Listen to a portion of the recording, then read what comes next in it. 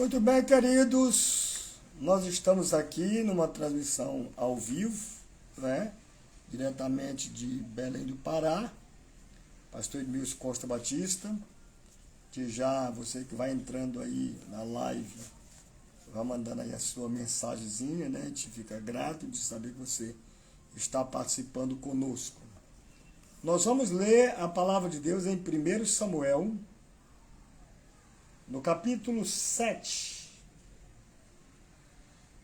No capítulo 7, versículo 1 em diante, que diz o seguinte: E vieram os homens de Kiriat-Jearim para recolher a arca do Senhor,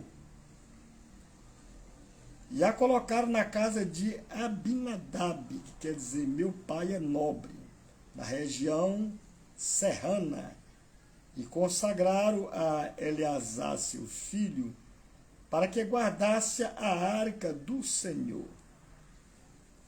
Versículo 2 do capítulo 7 de 1 Samuel. E aconteceu que, desde o dia em que a arca entrou em Kiriat-Jearim, passou muito tempo, que chegou a 20 anos, e toda a casa de Israel se voltou para lamentar diante do Senhor Jeová. Muito tempo, diz aqui a palavra. A arca que tinha sido aprisionada pelos filisteus, agora, devido às muitas doenças, uma peste que atingiu os filisteus, desde que a arca entrou lá na sua cidade, eles passaram a ter sérios problemas, né? Inclusive tiveram maior vexame com o seu deus Dagon, porque eles colocaram a arca lá no templo de Dagon, e, para surpresa deles, no primeiro dia que a arca dormiu lá no templo de Dagon, no outro dia Dagon amanheceu caído no chão, apesar de não ter quebrado nada naquele primeiro dia. Os filisteus achavam que foi um acidente, alguma coisa, tudo, mas já era de estranhar. Uma estátua monstruosa daquela pesadíssima, que eu creio que pesava toneladas, amanheceu no chão e não quebrou nada. E eles levantaram a estátua, colocaram no lugar, e, segundo consta, no outro dia, a estátua novamente amanheceu no chão, só que já amanheceu de uma forma diferente. A cabeça estava cortada de um lado e as mãos do outro. Então aquilo assombrou os filisteus, né? Porque eles também começaram a adoecer, começaram a vir muitas pragas ali no país dos filisteus, e inclusive hemorroidas, muitas doenças, ninguém podia sentar-se, virou uma calamidade total ali na cidade dos filisteus. Eles então colocaram a arca em um boi, fizeram o próprio modelo deles lá, pegaram um boi com vários símbolos de ouro também, que simbolizava as hemorroidas deles, e colocaram na arca, e a arca foi embora. Acharam, já chegando na cidade de Bet-Semes, uns homens acharam o carro do boi, acharam a arca, e curiosamente tiveram a curiosidade de olhar a arca, para saber o que tinha dentro da arca. A gente que lê a história sabe que dentro da arca havia o quê? Havia o cajado de Arão, havia as 2 tábuas da lei, e havia um pote com maná. E a arca simbolizava a presença de Deus, né? Um relacionamento com Deus. A arca, como todo mundo sabe, era construída de acácia, madeira de acácia, que é aquela madeira de acácia frágil, com suas deficiências, aqueles nozinhos, aquelas coisas lá na madeira de acácia, simbolizava a vida do homem, né? Cheio de altos e baixos. Mas havia uma diferença que a arca era revestida de ouro, por dentro e por fora. Isso mostrando que a presença de Deus, que Deus estava presente. Apesar de ter madeira, fragilidade, mas o ouro representava a glória de Deus e representava também ali a majestade de Deus, ali na arca. E aqueles homens tiveram a curiosidade, é muito, muito complicado você ser curioso. Tem muita gente morrendo aí por problema de curiosidade, né? Muito curioso. E aqueles homens, de maneira curiosa, foram olhar a arca, e quando eles abriram a arca, morreram 80. Aí eles se assombraram.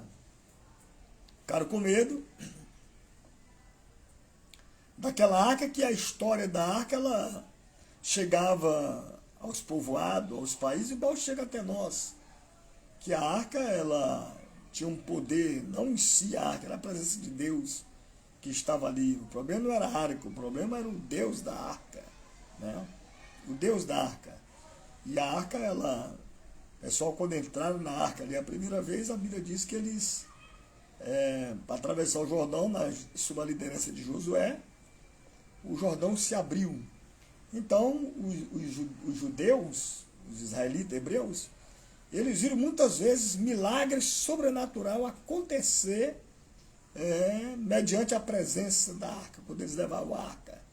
Inclusive, quando eles foram lutar com os filisteus, eles levaram a arca, na época de Eli. Os 2 filhos de Eli levaram a arca, né, que apesar de ser uns camaradas meio complicados, a vida complicada, eles não seguiam as normas estabelecidas pela lei, como sacerdote ali na tenda, né, eles eram imoral, eram gananciosos, e Hófni e Finéias, eles morreram na batalha, e os filisteus levaram cativo a arca.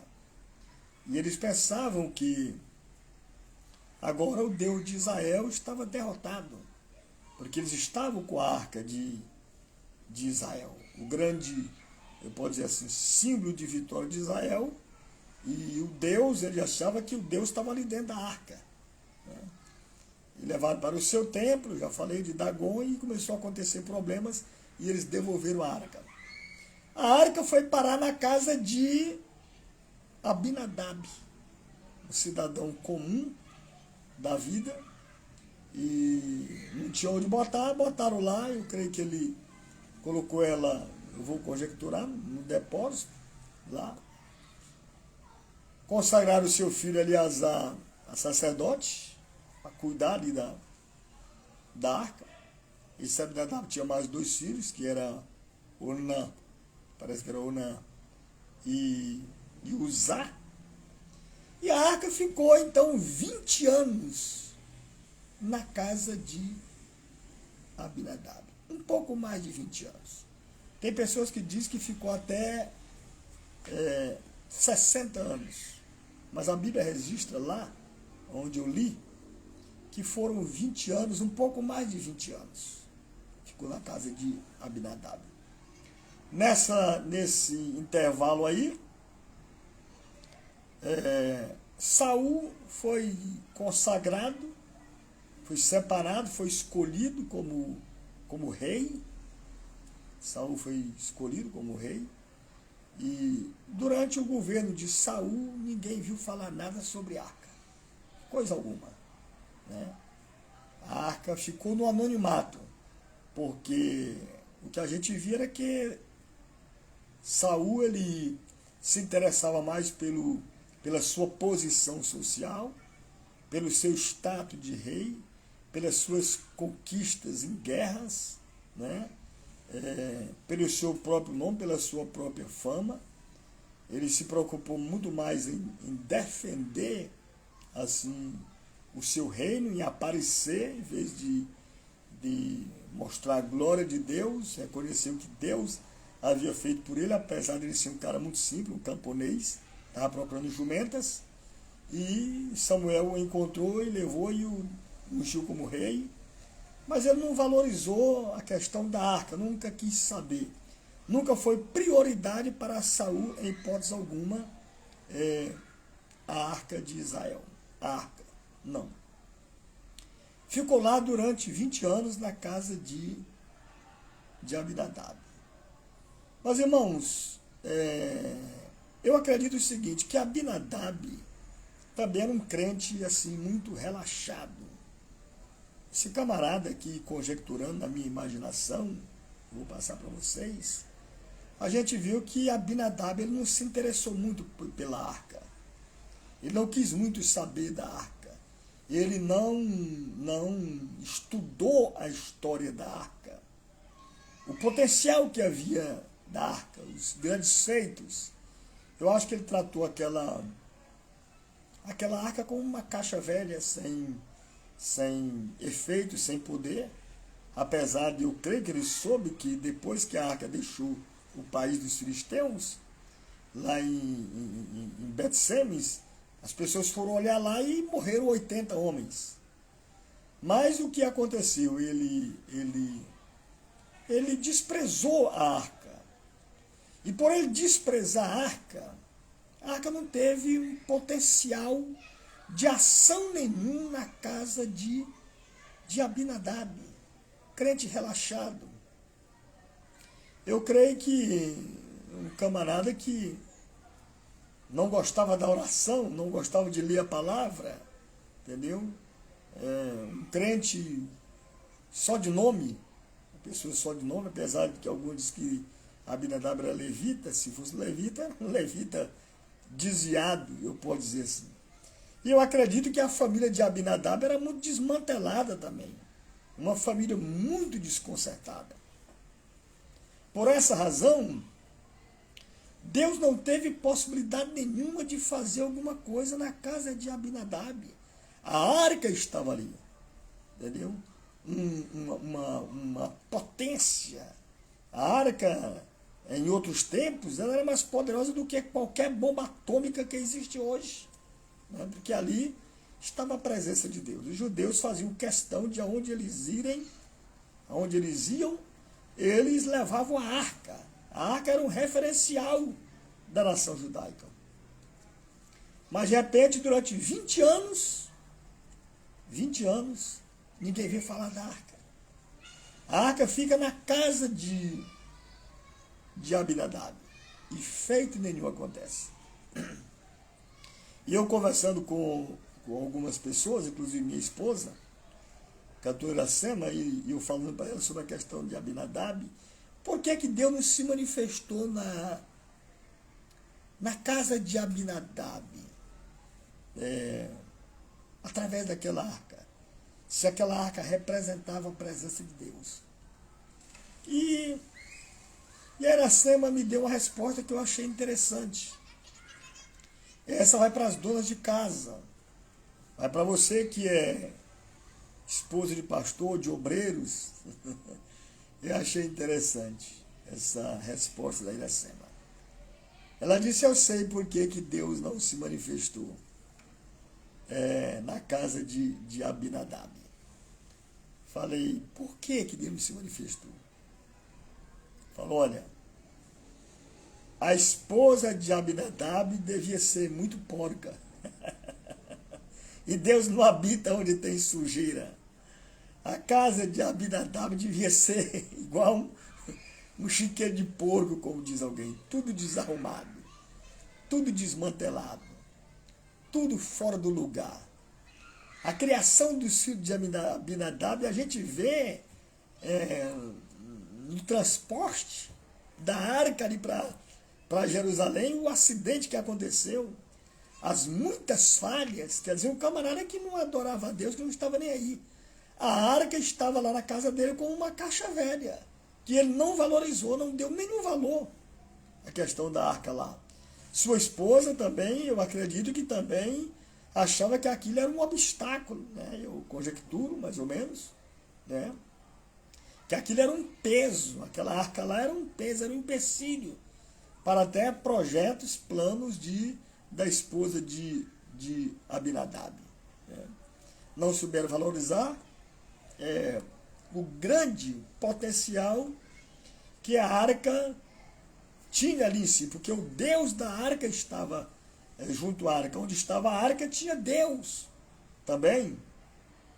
Mas eles não valorizaram, colocaram o Krieg lá no quarto velho, jogaram um pano por cima, e por outro lado talvez tivesse medo, né?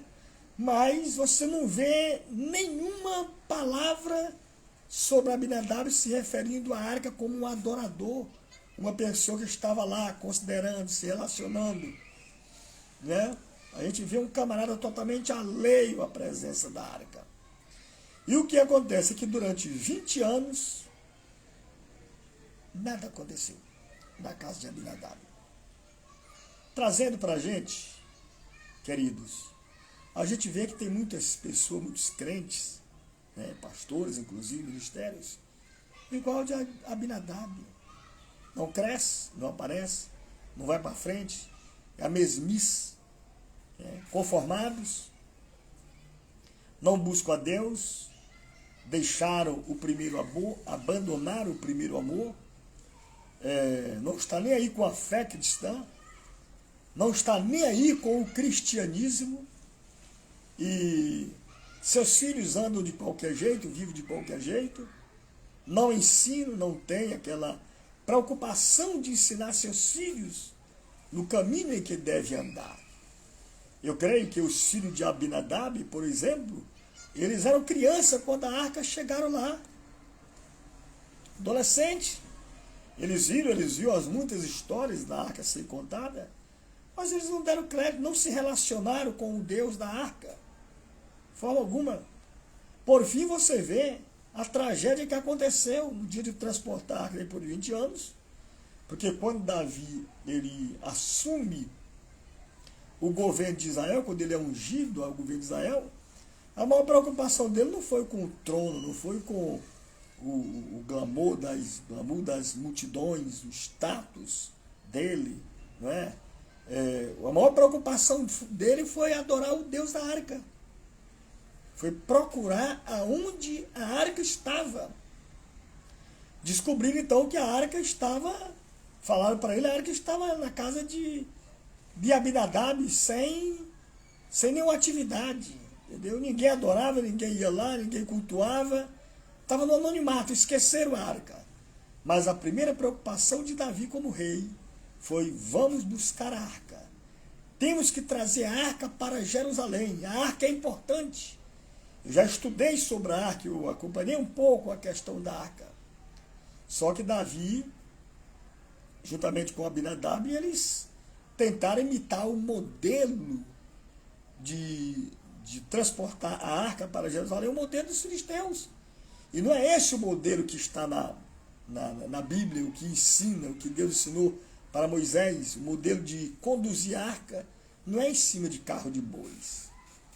Não é porque boi não tem relacionamento, não tem entendimento. A arca tinha que ser carregada pelos sacerdotes, pelos levitas, cânticos, sacrifício, tinha que ser oferecido, né? Ali não era para ouvir o mugido dos bois, porque boi faz berrar, já pensou?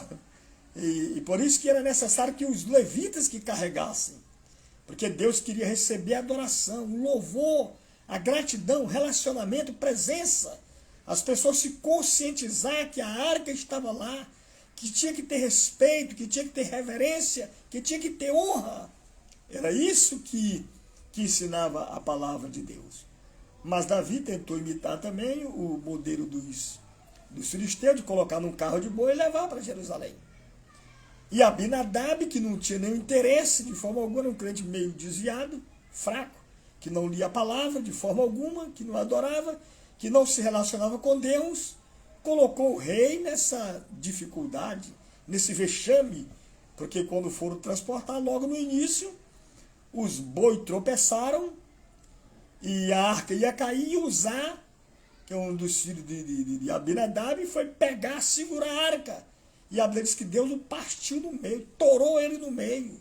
Caiu uma parte para um lado e outra parte para o outro. Então eles se assombraram, aí viram o poder que havia arca, porque a arca estava no anonimato há muitos anos. Tinha pessoas ali que nem sabia de arca, não sabia nada de arca. Trazendo para os nossos dias essas lições. A gente pode dizer que a gente precisa de um modelo. Nós não podemos imitar o modelo de alguém para adorar a Deus, para servir a Deus, para andar com Deus. Nós temos que ter muito cuidado com o modelo dos filisteus. Isso é tema de mensagem. O modelo dos filisteus é tratar a arca, carro de bois. Nenhum valor, nenhum relacionamento. E Davi tentou imitar. E olhe lá a tragédia. Nós muitas vezes estamos tentando imitar os filisteus também, pegando o modelo do mundo. O modelo de seitas heréticas. Modelos que a gente quer seguir, que não está de acordo com a palavra de Deus, e isso tem trazido sérios prejuízos para as denominações. Tem trazido sérios prejuízos para a igreja, determinados modelos que nós temos tentado trazer para dentro da nossa igreja, que não é nosso, que não faz parte da nossa liturgia, que a Bíblia não aprova determinados modelos de culto, determinados modelos de adoração. A Bíblia não aprova determinados modelos de comportamentos, porque são modelos dos filisteus, são coisas de filisteus, pessoas que não conhecem a Deus, pessoas que não se relacionam com Deus, pessoas que não adoram a Deus, pessoas que não buscam a Deus. Então nós temos que ter muito cuidado com alguns tipos de modelo. Em quem você está se espelhando? Cristo disse, aprendei de mim, olhai para mim, diz o Senhor também. Então, cuidado com quem você está se espelhando. Cuidado em quem você está trazendo como modelo do seu ministério, das suas pregações, dos seus ensinos, do seu comportamento, das suas atitudes. Qual é o modelo que você está trazendo para a sua igreja? É bíblico ou é antibíblico? Deus está se agradando? Muitas vezes você está levando bois para dentro da sua igreja. Você simplesmente, em vez de levar ovelhas para a sua igreja, né, ou adoradores para a sua igreja, que era o que a arca requeria, que você levasse adoradores para a sua igreja, você está simplesmente levando bois. Bois. Por isso que se tem tanta morte espiritual. Por isso que muita gente hoje está fraca, capenga na fé, sem ânimo, sem coragem, depressivo, desanimado, desencorajados. Por quê? Porque você não está conduzindo uma igreja, o culto, o seu trabalho, a sua vida nos moldes bíblicos. Nos modelos bíblicos, você está conduzindo a sua vida, a sua igreja, o seu ministério, nos moldes dos filisteus. Isso pode trazer problema para você, Deus não se agrada. E você pode tropeçar a qualquer momento, a pessoa pode tropeçar. É por isso que está tendo muitos tropeços hoje no meio evangélico. Muitos tropeços hoje no meio cristão. É porque você está fora do padrão bíblico, fora dos ensinos bíblicos, dos modelos bíblicos. A pessoa está indo simplesmente nos moldes dos filisteus. Mas ainda há tempo. Por isso que tem muita gente morta, morrendo espiritualmente, desviada, desanimada, desencorajadas. Por quê?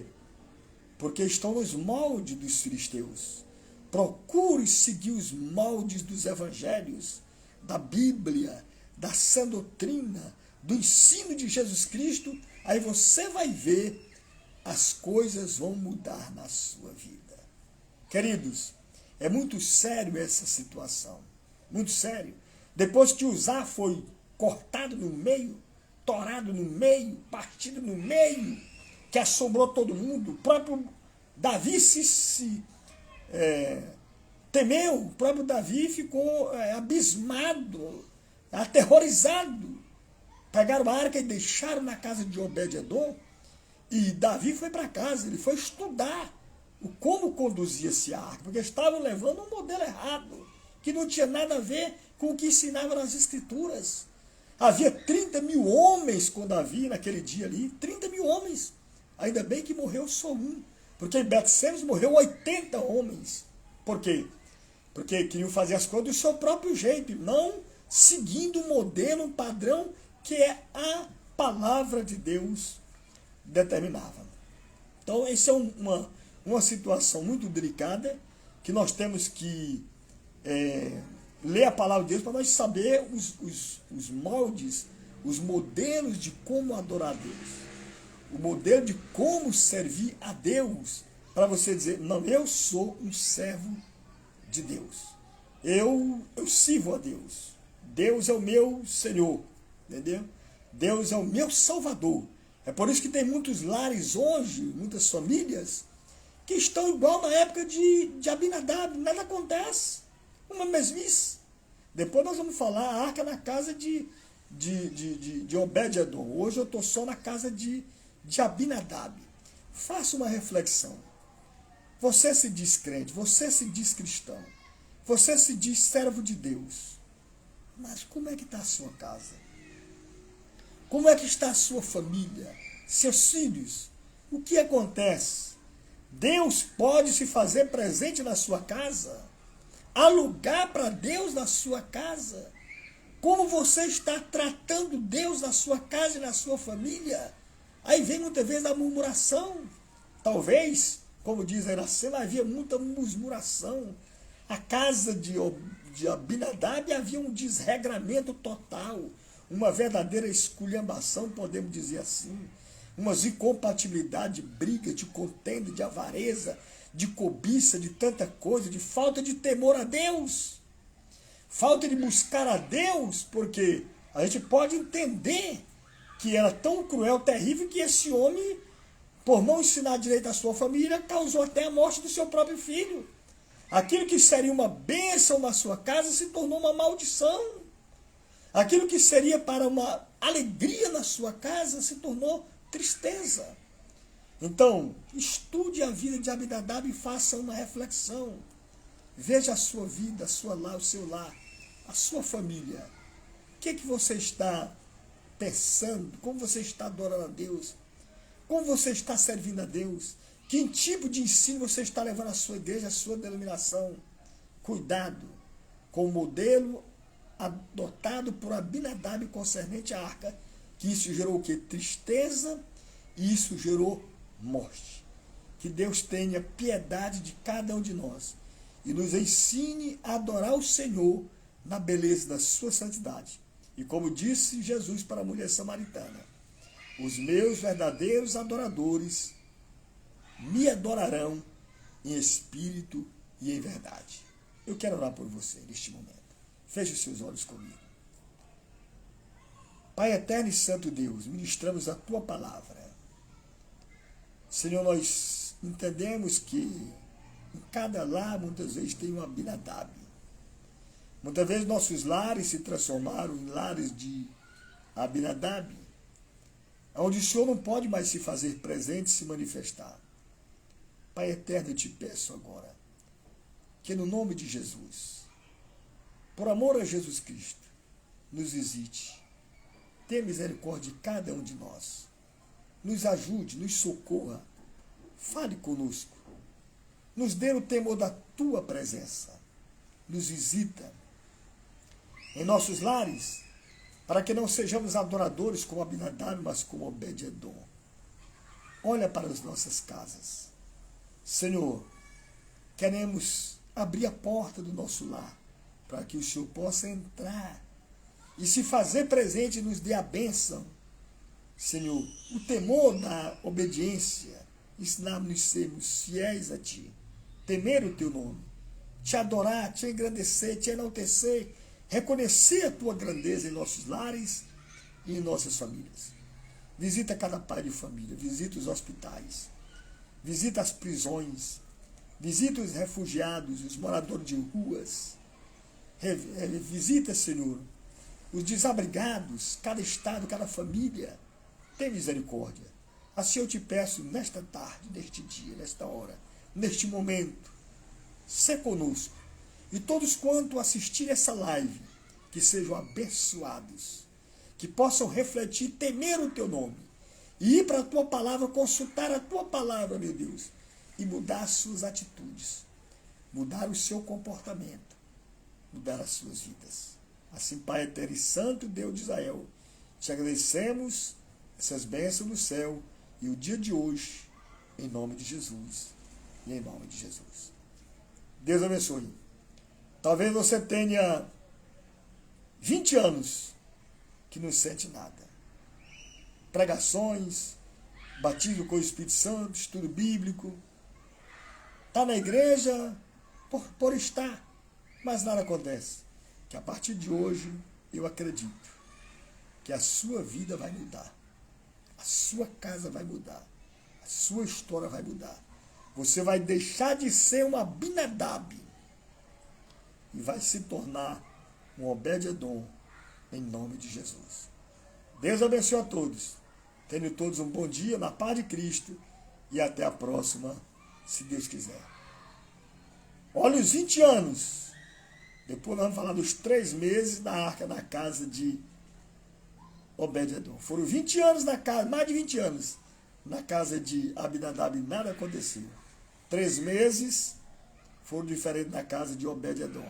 Nós vamos ver esse modelo de adoração, esse padrão de vida diferente. Fique na paz e até a próxima, se Deus quiser. Amém e amém.